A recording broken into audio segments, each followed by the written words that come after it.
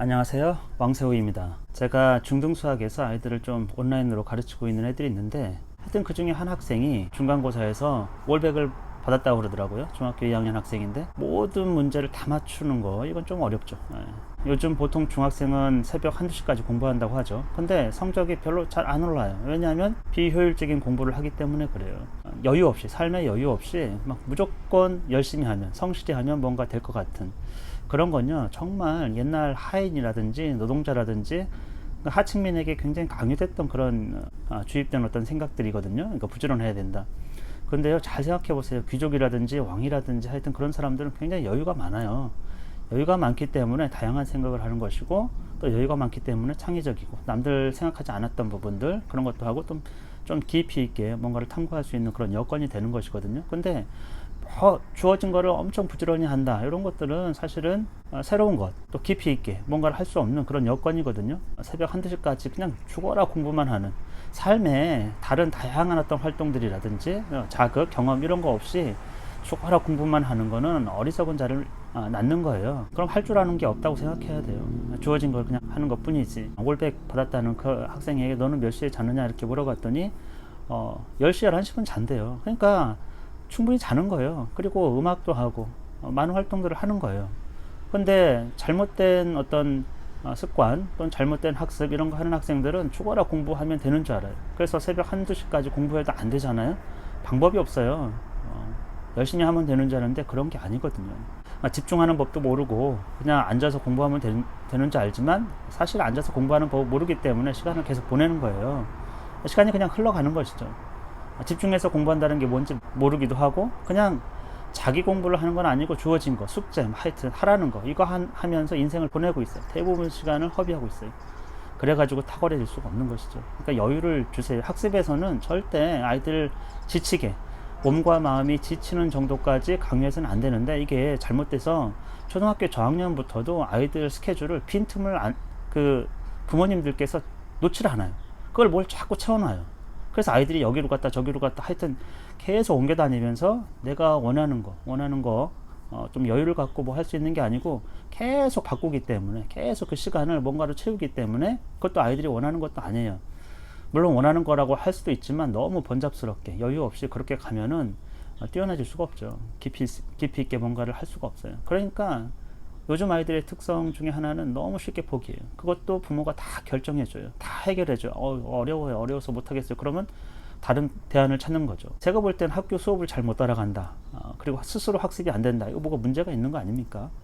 그러면 또 해결해 주려고 과외 선생님 붙이고 어떤 학원 붙이고, 그래서 해결되는 문제는 아니거든요. 오히려 제가 추천드리는 방법은 아이하고 얘기해보고 여유를 주세요.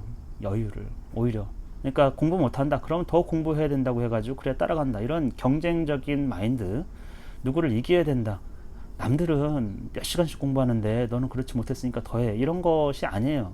삶을 산다라는 거는 내가 조금씩 진보를 하는 것이거든요. 어제보다 조금 나은 상태, 누구하고 비교해서 할 것도 아니고요. 아이들은 자기 성취를 자기 스스로 느껴야 되는 것이거든요. 그러니까 타인과 비교해가지고 성취를 한다고 하면 끝도 없는 일이고, 자기 안에서, 내면에서 조금씩 성장하는 것들을 자꾸 느껴지게 해줘야 돼요. 그러려면 여유를 충분히 갖추세요. 옛날 귀족들은 다 여유 속에서 노동에 치이지도 않고요, 그냥 딴 생각도 하고 여러 가지 남들 안 해봤던 것들을 하기도 하고 그런 거거든요.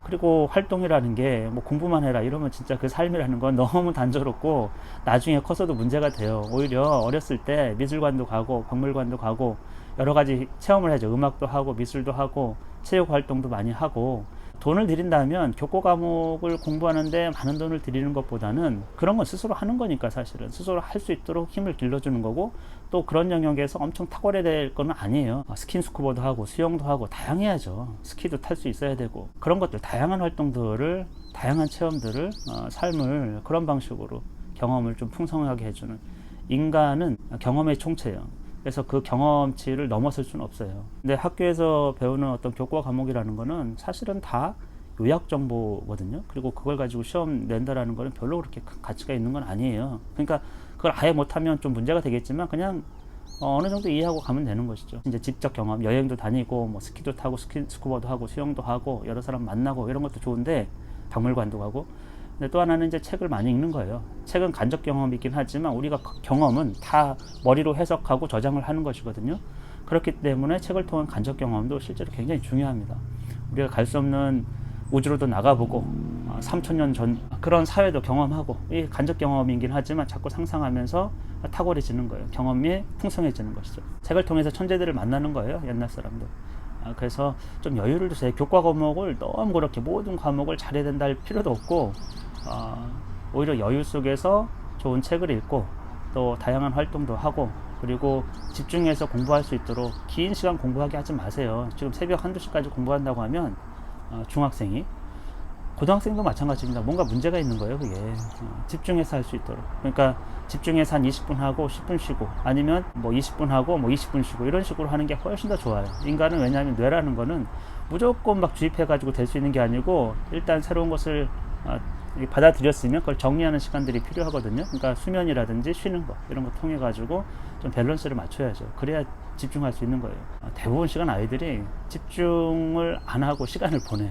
1시간은 그냥 훅 보내지만 실제로 책 보고 생각해보고 깊이 있게 탐구하고 이런 거 거의 안 하거든요. 그러니까 수면만 부족하지 실제로 탁월해지지는 못하는 것이죠. 이 부모님들도 아이가 공부를 늦은 시간까지 하면 흐뭇한지 어쩐지 모르겠지만 너무 과하면 문제가 돼요. 그래서 학습량이 늘 과하지 않도록, 지치지 않도록, 학습 때문에 지치지 않도록 그렇게 좀 봐주면 좋을 것 같습니다.